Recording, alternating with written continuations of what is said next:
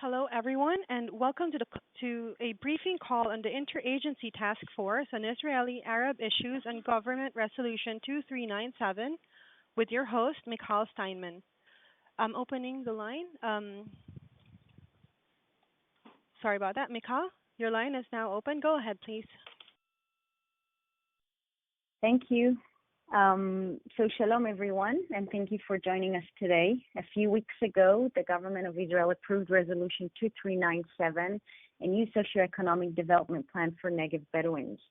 This 3 billion shekels plan is the largest ever developed for the Bedouin community, which is by far the weakest community in Israel by all socio-economic measures. And therefore, if implemented successfully, this plan has the potential to be a real game changer for the Bedouin society. 2 weeks ago, right before Passover, we had the opportunity to hear from Yariv Mann of the Directorate for Economic and Community Development of Negev Bedouin, the body that is in charge of creating and implementing this plan. We heard from him about the plan rationale and main objectives as far as the Israeli government perspective. The purpose of today's call is to learn about the perspective of the civil society in the Negev, what opportunity it sees in this plan, what challenges it identifies, and what is the discourse, and to hear from them what is the discourse within Bedouin society in regards to this plan. So we're therefore grateful to be joined today by Kher Albaz and Ariel Dloomy, co-executive director of the largest and one of the most meaningful NGOs working in the Negev, AJEEC-NISPED, the Arab Jewish Center for Equality, Empowerment, and Cooperation at the Negev Institute for Strategies of Peace and Development. And through multiple programs from economic development to social enterprises, volunteerism, early childhood education, health, Jewish-Arab partnerships, and more, AJEEC is present in probably every aspect of the challenges facing Bedouin society today. And therefore, we invited them to share, to really share their insights as major civil society players on this plan. So, Kher, Ariel, welcome. Thank you for joining us. And Ariel, please, the floor is yours to open. Thank you, Michal. I would like to thank you and to the members of the task force for inviting us to speak today. So hello, shalom, good evening, good afternoon, everybody. In the next 15 minutes, Kher and myself are going to do several things. We were going to start and present the new bill. You already spoke to Mr. Yariv Mann 2 weeks ago, so we are not going to get into the details, but to put everybody on the same page. We will speak about the opportunities that we see in the new bill, but also about the constraints or the landmines that we envision. And we will end up by also speaking about our proposals, our suggestions. And then I guess that we can open the floor for questions and for a discussion. So again, we are speaking about a 3 billion shekels bill. The bill was approved some 2 months ago. And it's addition to another bill, the 922 bill, that has been approved a year ago for the development of the entire Arab society in Israel. The current bill for the Bedouin society is going to concentrate around 4 main areas: infrastructures, formal education, municipalities, and economic development.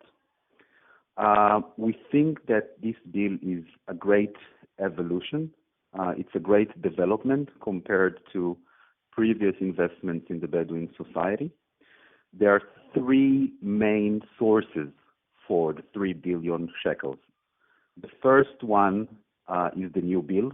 This is roughly 1.3 billion shekels. And the 2 other sources are the general government decision for the Arab society in Israel, Decision 922. And the third source of income is a budget that already exists in the different ministries. So the additional money that comes from this decision to the Bedouin society is 1.3 billion shekel over a period of 5 years. Again, we think that this is a great opportunity for the Bedouin society.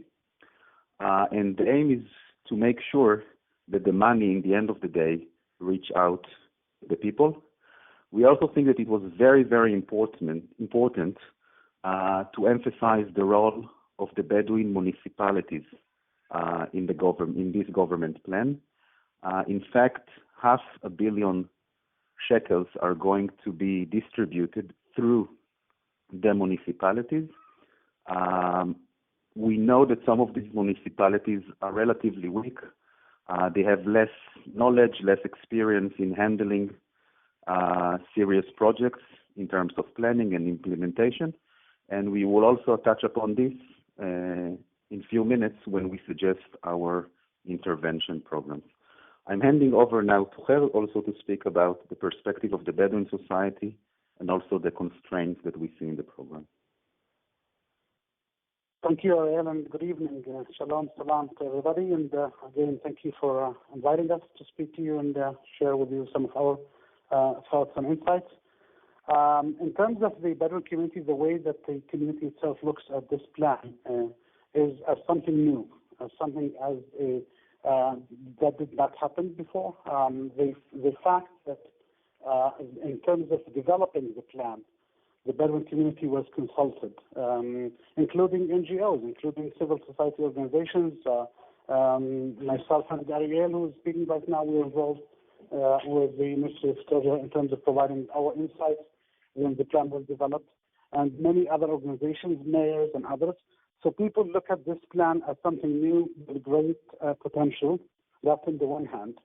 On the other hand, there is a problem because, as Ariel indicated, this plan actually has two parts to it. One is part of the 922, which is the general government decision regarding the Arab society in Israel.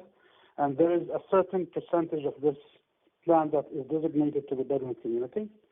And the other special, I would say, decision that was made by the government is related to the Bedouin community itself in the south only. And that's the figures that Ariel indicated earlier. And the fact that it was two different decisions actually created some suspicion within the Bedouin community. And the term that is being used, I would say, is the carrot and the stick. So on the one hand, the people believe that there's a huge potential for change, including the 4 areas that Ariel indicated. On the other hand, the investment is not touching directly or at all to the unrecognized Bedouin towns. In other words, all the investments that were indicated earlier dealing with the local municipalities are designated towards the recognized towns. I would say the 9 towns, local municipalities with 2 regional municipalities.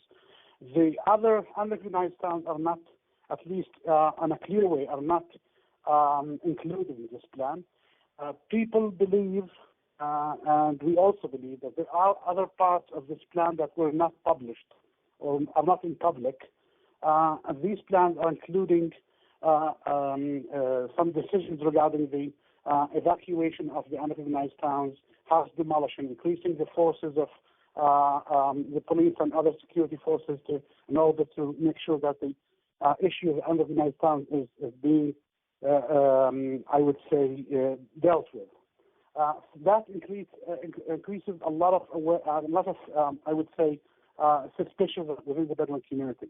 So, on the one hand, they believe that the carrot, if you will, is by providing all the resources to recognized towns and the municipalities and councils in order to develop the 4 indicated areas. On the other hand, the stick is dealing with the unrecognized towns, and therefore that puts a lot of pressure on the community, and in certain areas they are not willing to cooperate with the plan because of suspicions and because of fear.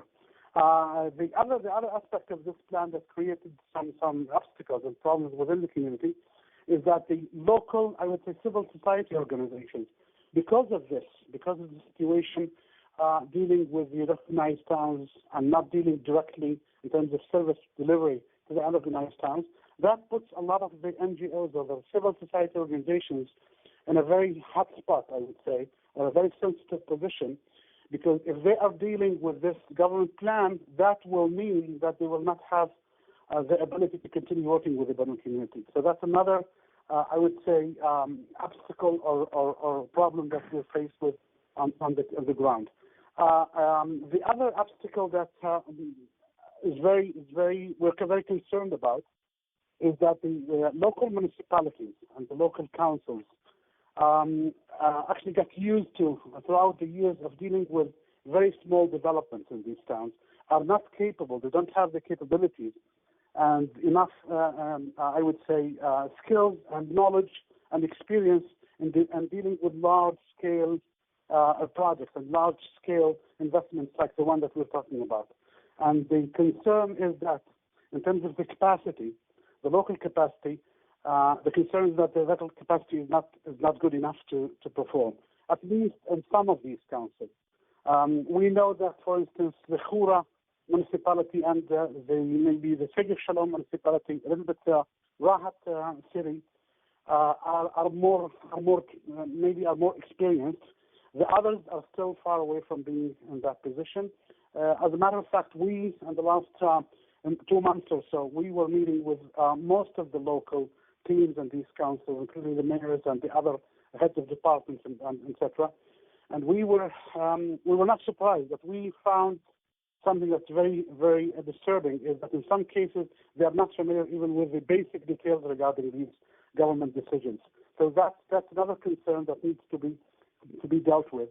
And the last one is for the meanwhile, the last one is that the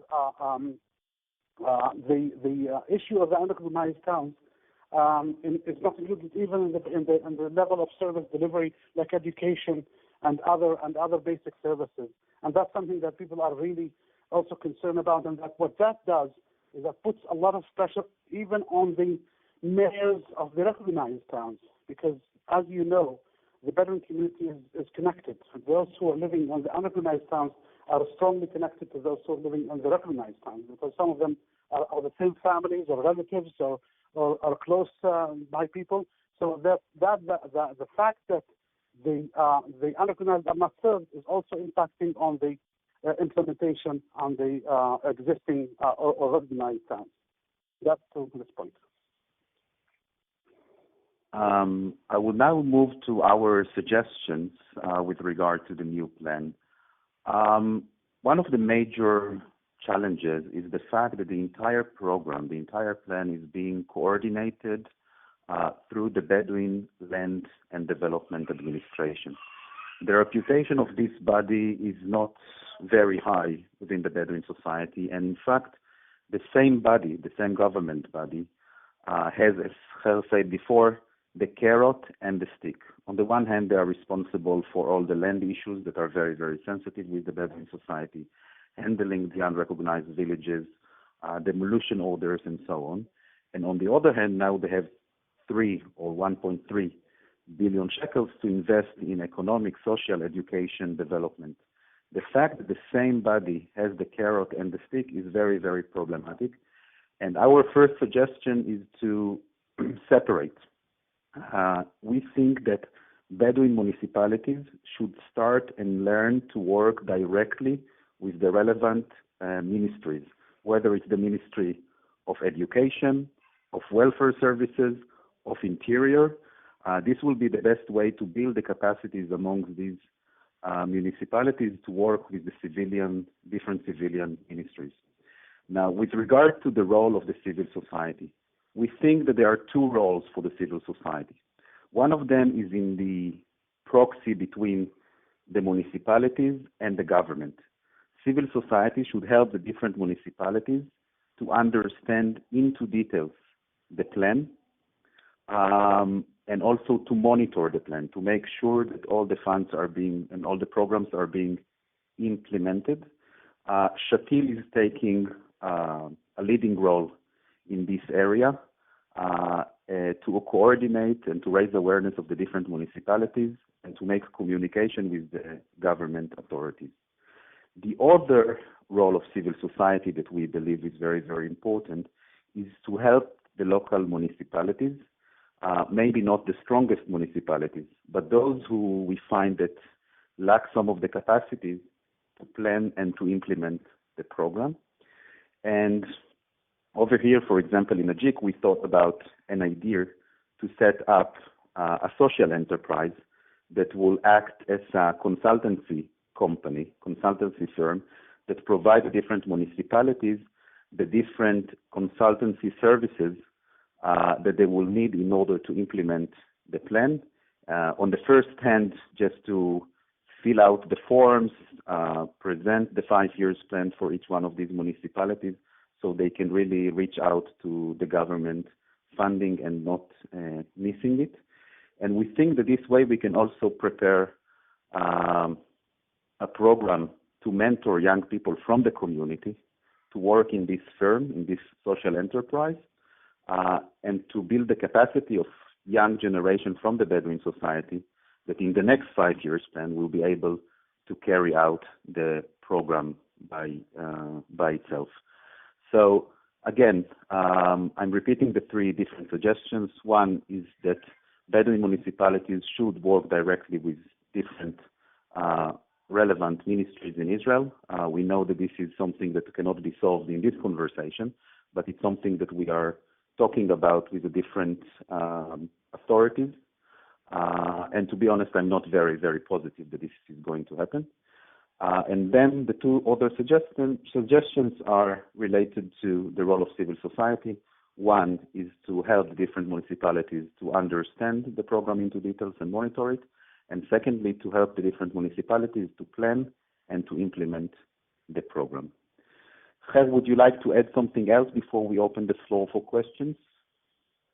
No, I think we covered all bases. Go ahead. Okay, so we'll open for questions. You can either submit them by phone by pressing #1, or you can email them to me if that's easier. I already have one question which I'll pose to you guys before as people start to dial. How much of the capacity building of Bedouin local authorities, how much of that component is currently budgeted through the government plan, and what is the gap that you kind of identify between what is budgeted and the need?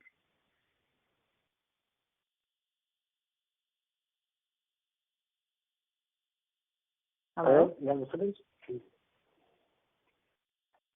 Yes, I can answer this. There is funding in the plan for personnel in the different municipalities and for different professional consultants. Each one of the municipalities will also have to hire a coordinator, a full-time coordinator in the municipality to coordinate all these efforts of the new plan. Now, we have to understand that each one of the municipalities is going to get a toolbox, a list of programs that they can implement in their municipality, but they will have to choose. So we don't know yet what kind of items will be chosen by the different municipalities. I don't know if one of them wants to have a community coordinator and the other one wants to invest in sports activities. Some of the programs are mandatory. The consultancy, the improvement of the municipal activities, and so on are mandatory in the plan. So they have some money for personnel, but it will not just happen by hiring people from the outside. We have to work, and it will take a few years to build the capacity within the municipalities by training people from the community to be able to plan and to implement the program in the next stages.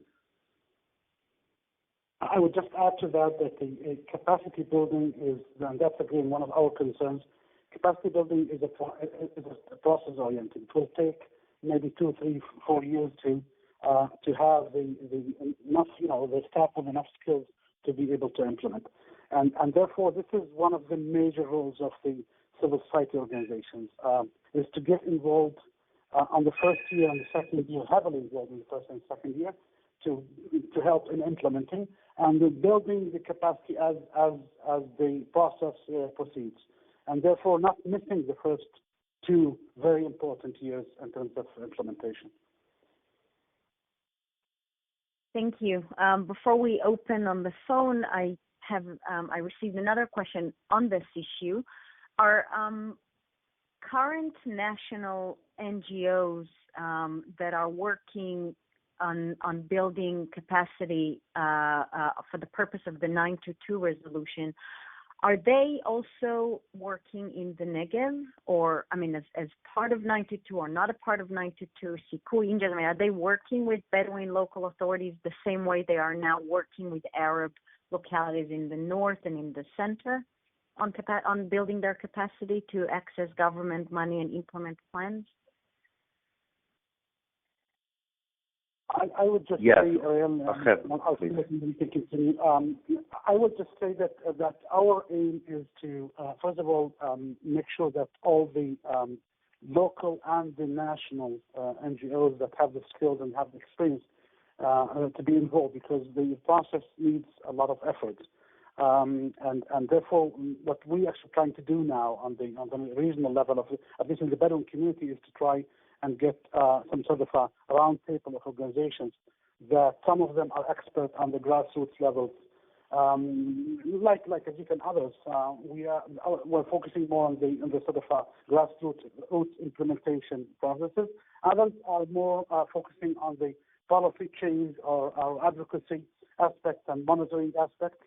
And I had mentioned earlier, Shahid as an example, but Sikui and Injaz, who are actually national organizations that were involved in the process from the beginning on the Arab society, decided to be less involved in the south because of lack of expertise on the working with the Bedouin community.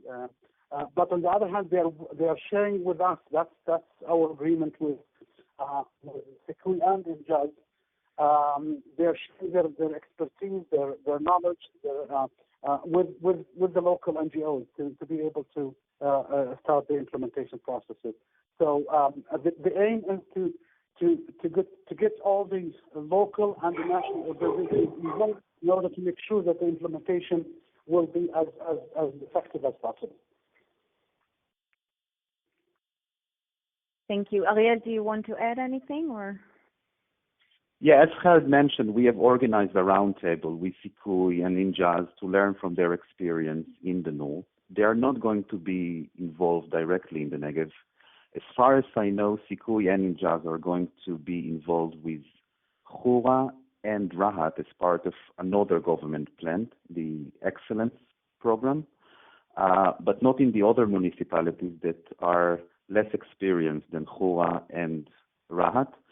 I know that the JDC also have a program in the north to help different municipalities to use the government plan, the 922 general plan for the Arab society, but they are also not planning to work in the Negev. Okay. Do we have any questions on the phone? Yes, we have a question from Josh Arno. I am opening the line now. Go ahead, please. Hi, everybody. I have, I guess it's a multi-part question. One is the allocation over 5 years a use it or lose it type phenomenon, or is it something, that could extend over the 5 years if there are projects in the works and plans submitted, et cetera, and things just take longer? Hello? Ariel? Yeah. If we look at the previous 5 years plan, money or project did not continue with previous funding. There was another government decision and new funding, and money that was not used was given back to the government. Unfortunately, if we see government reports for the state comptroller about the experience with the previous 5 years plan, the results are not very good. Only 30% of the money for project was used, while more than 100%, 104% if to be precise, for salaries have been used. Now, I must say that the process of preparing the new plan, the 5 years plan, the current one, was different, and I believe that the chances to implement the plan are much higher than the previous plan. Also, different personas in the Bedouin Land Administration have changed. And my belief is that by the end of this 5 years plan, there will be another plan. Okay, that's a good answer for the first part. I heard at various times, but I don't hear much about it now, that the plan at least contemplated a large investment in housing units, something on the neighborhood of 5,000 units a year for 5 years, or 25,000 units, which seemed to correspond roughly to a large segment of the unrecognized villages that would potentially be evacuated or relocated. And that issue hasn't been really discussed in terms of the 5-year development plans for the recognized municipalities incorporating a kind of a potentially a large-scale development of housing for potentially relocated unrecognized citizens living in unrecognized villages. So I guess my question has to do is there any known information about these housing units and the scale of housing development?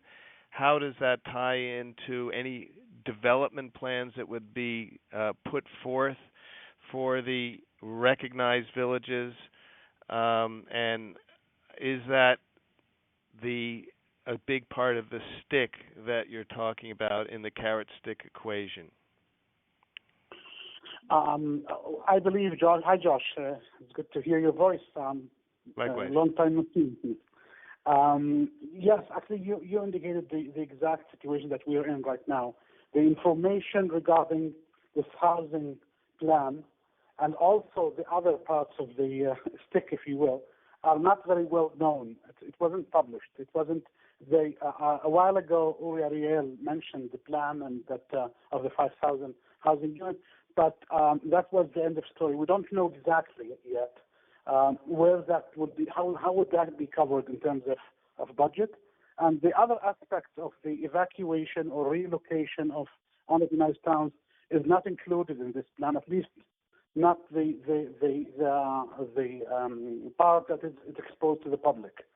So, and that's part of what I mentioned earlier in terms of the obstacles, because that increases the feeling of suspicion within the community, and also puts the local leaders in a very hot spot, because they are being asked all the time about this, and there are no clear answers.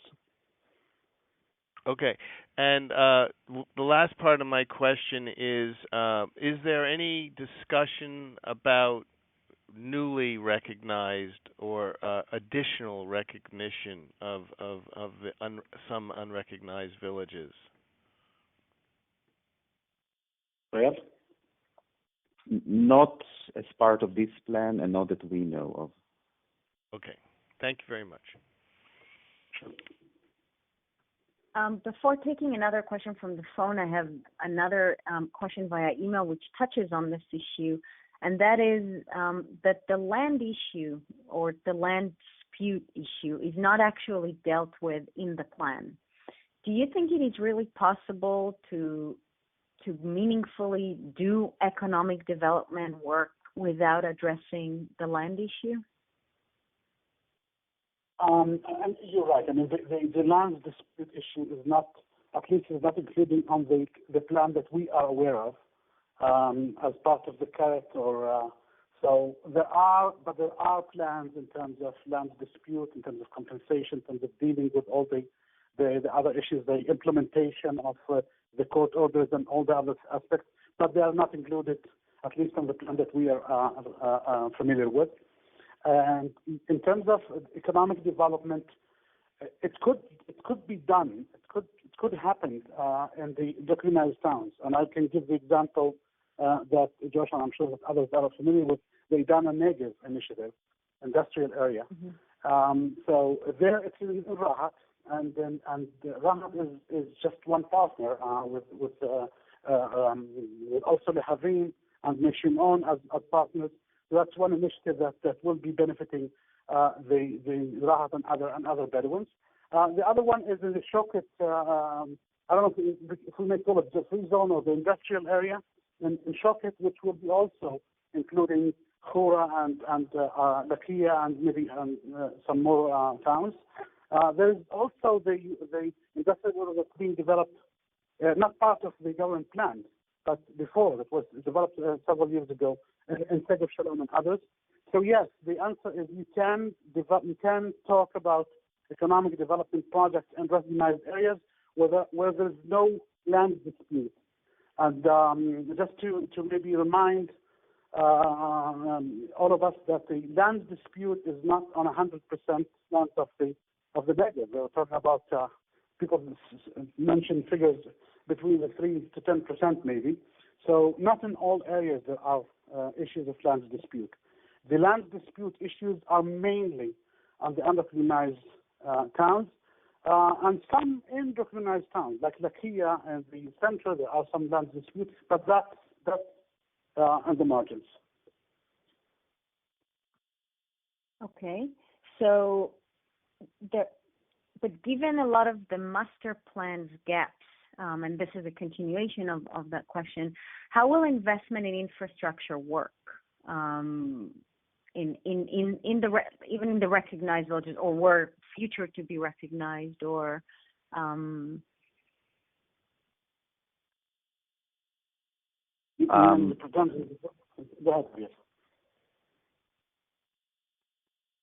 I believe that most of the investment in infrastructures will happen in the recognized villages. Now, if I will continue on the previous questions, in terms of economic development, in the unrecognized villages, we can speak about constructions, about factories, about infrastructures. But there is a lot that can be done on economic development, even in the unrecognized villages. We have shown over the last years that we can open daycare centers and we can bring people to work as doctors in Soroka Hospital and other places. Economic development that does not necessarily require the infrastructures. Okay. Do we have another question on the phone? No more questions at this time. Oh, I'm sorry. Yes, somebody, Brenda Heineman has just raised her hand. I am opening the line now. Go ahead, please. Hello? Yes, we hear you. Oh, hi. I'd like to hear more about the social enterprise around planning and exactly how it would work, who you would be bringing, what expertise you would be bringing, how it would be constituted, and how soon you think you could get it up and running. And also what type of financial inputs you would need.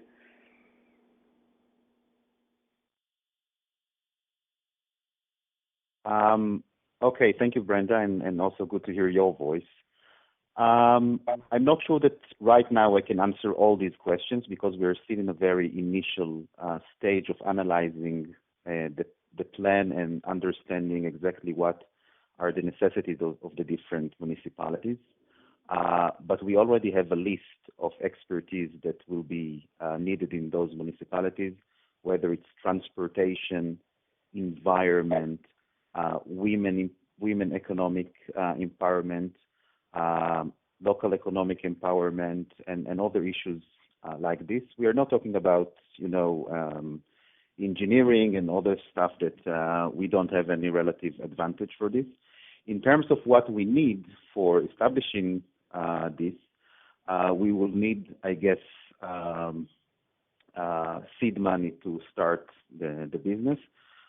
We believe that we can cover 3 to 4 municipalities, and then if those experts work with 3 to 4 municipalities at the same time, this will be economically viable. I believe that within 2 to 3 weeks, we will be able to present a more clear picture of how this is going to work. Mhm. But Ariel, just to ask specifically, I guess I have in my mind that there are people who are like consultants on this, and mostly they're in Tel Aviv and not in Beersheba. So, is the intention to kind of bring together people who have expertise in municipal planning with Bedouins from the region to have some kind of transfer of knowledge? I'm just a little unclear on the kind of like where the expertise comes from. This is an excellent question. In those areas where we have already Bedouin experts, they will be the one that will be hired for this company. In those areas where we don't have experts, and we don't have experts in all the areas, we will hire external experts. I guess that not all of them are going to be from the Arab society or from the Bedouin society, but we will make sure that there are young Bedouins who are joining the company and will be tutored by those experts. And this is, by the way, the added value of a social business, that we are tutoring the new generation, the next generation, and our aim is not only to have more profit, but also to prepare and build the capacity inside the community. Mm-hmm. Thank you. Another question is Yariv shared during the previous call that Bedouin leadership participated in deliberation towards this plan. Are you aware of that? Have you heard any feedbacks from Bedouin leadership about this process, about how they felt, whether they felt a part of this process? Do you have any insight into that? Yeah, I think when I started, I mentioned the fact that what made this plan a bit different than others that we are familiar with is that in this plan, exactly what you just described happened. The mayors and the local leaders were involved in terms of the consulting processes. The Ministry of Treasury made sure that they had meetings with a wide variety of leaders and others from the community, including NGOs and civil society organizations. Ariel and myself were talked and we met several times with the people of the Ministry of Treasury and provided our insights and our recommendations. And some of them were taken into account. Mayors also had a lot of, I don't know if it's a lot of influence, but had some certain influence on the results.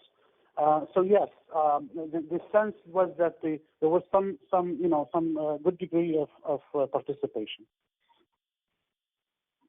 And I can add to this that shortly before Passover, they invited all the Bedouin mayors and other people from the municipalities to expose and to present the plan.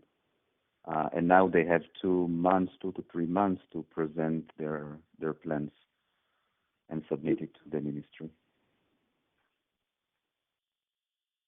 Thank you. Do you feel as the issue of cross projects, Jewish Bedouin towns cross projects, as a tool for capacity building, whether as part of the clusters, like the official clusters, or just as just cross projects between towns? Is this something that you see as a useful vehicle generally in regards to this, to capacity building in regards to this plan specifically? If you look at mayors in the Negev today and you compare it to the relations between Jewish and Arab mayors 10 years ago, we are talking about a whole different world. Today, the relations between the local leaders in the Negev is relatively very, very good. Kher mentioned before the Idan HaNegev industrial area, and indeed, in places where the heads of the municipalities cooperate, you can really see a change that can lead to a serious development within those municipalities. So there is the cooperation between Ra'at, Bnei Shimon, and Lehavim. Now there is another aim to build another industrial area between Chura, Lakia, Meitar, which is also very important. And we in AJEEC also try to build up also ties between other municipalities. The role of the clusters is also very important in terms of sharing knowledge, exchanging knowledge between the municipalities.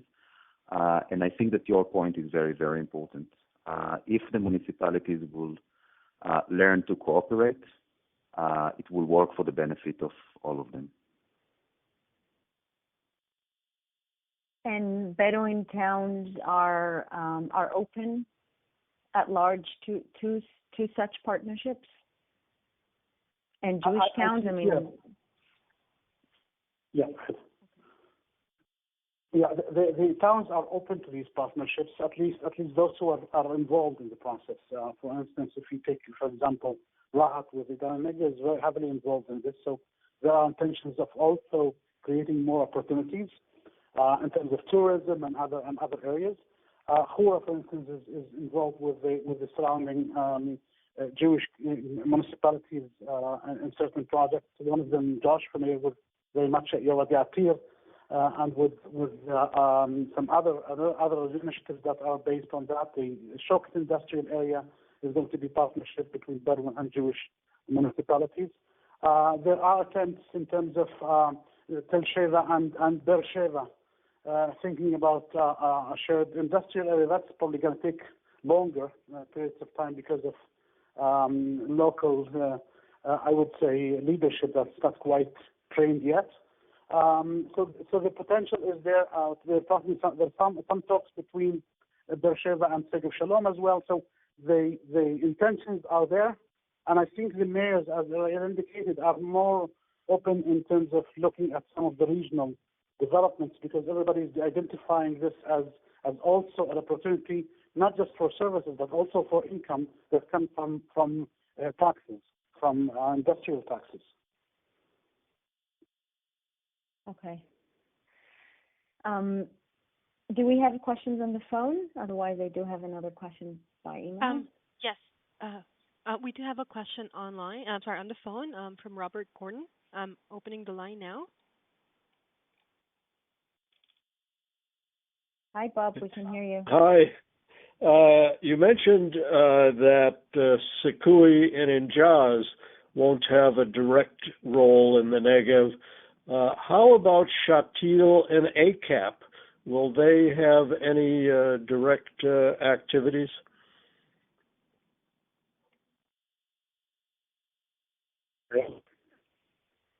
Well, please. As I mentioned earlier, we started a roundtable of organizations. Hello?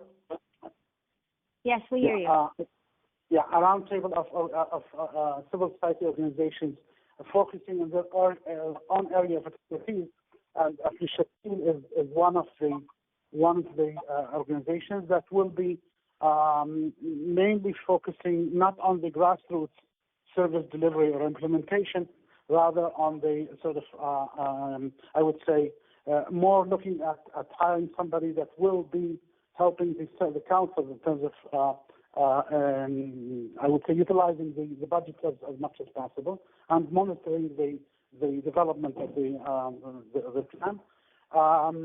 Again, Injaz, as I mentioned earlier, Injaz and Sikui were involved from the beginning on the 922 plan. And what they are doing now, as Ariel indicated earlier, that they're working also with Kher and with Rahat on another plan, not this specific one. Our recent talks with Sikui and Injaz, that they are willing to share their knowledge and experience from up north, central and northern Israel, the Arab community, also sharing this experience with the NGOs in the south. So I would understand that ACAP, the Arab Center for Alternative Planning, is not yet, at least, directly involved. Not as far as we know. I'm not in our roundtable, but one of our plans is also to include them in this process. Thank you. Yeah. In what ways do you see this plan as an improvement over the first plan, the previous plan? And what do you attribute to this improvement? Is it beyond the scope of money?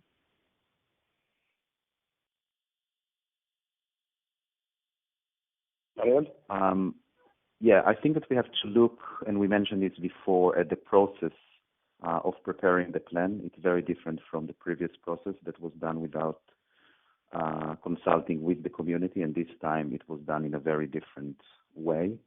I mean, they are not obliged to receive all our suggestions, but indeed they have received some of our and other people's suggestions. This is one. And the second one, I think, is the fact that they concentrate on empowering the local municipalities. This may not be very easy on the short term, but I'm sure that on the long term, this will be the right decision. Because in the end of the day, we cannot have negotiators between the Bedouin society and the government. In the end of the day, the local municipalities are the one who are responsible for their citizens, and they will have to be the one who are strong enough to work with different government ministries and provide for their citizens.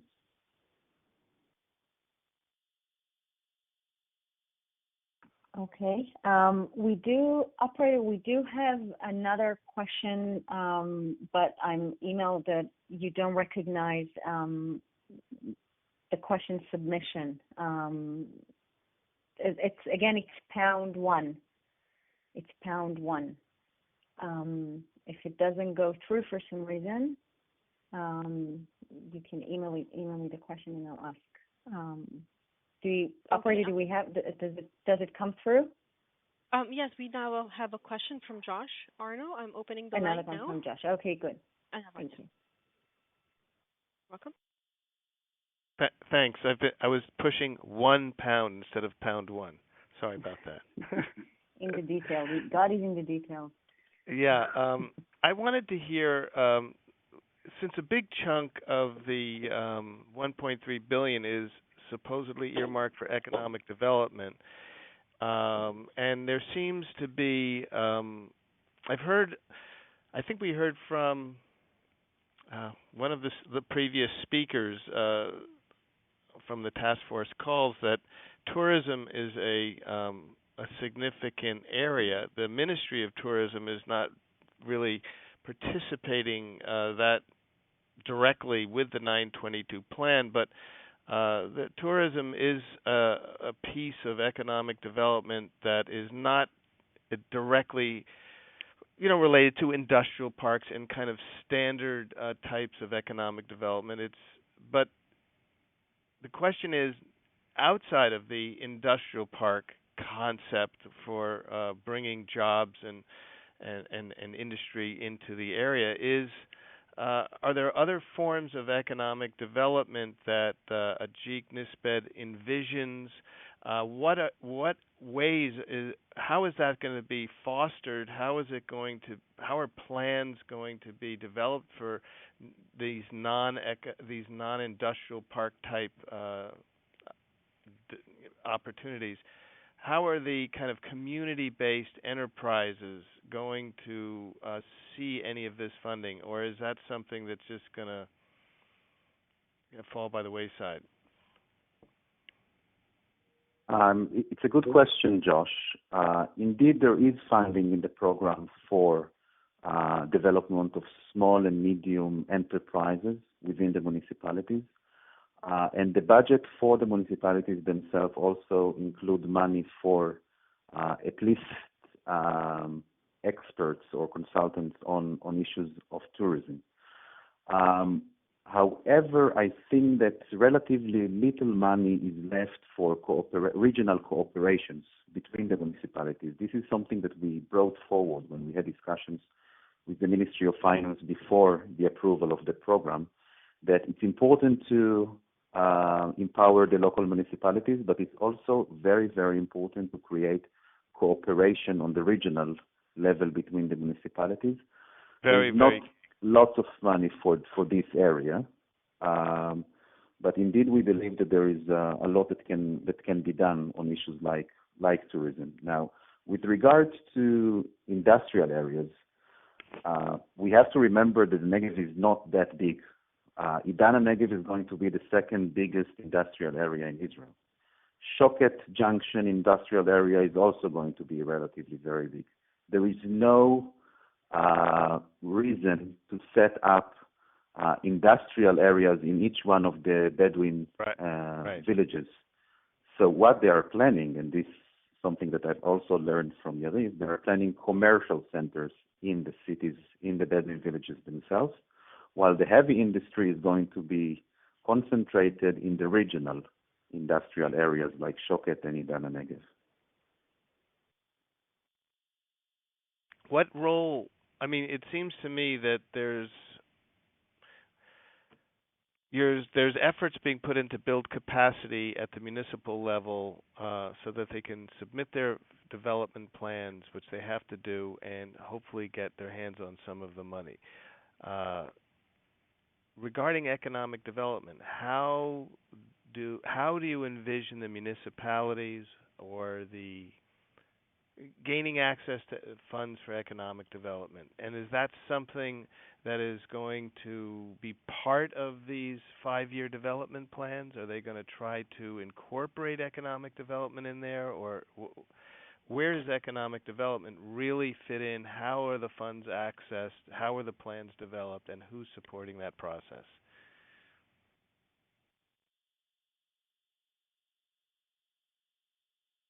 Kher, do you want to go ahead, or? Go ahead and I'll ask it to you. Go ahead. Yeah, sure. So today, only one municipality has a business department. This is the municipality of Hura, and Rahat is in the process of setting up also a business unit in the municipalities. The other municipalities today, I believe, do not still have the capacity to plan and implement serious economic development programs. However, this is going to be the role, to some extent, of the clusters.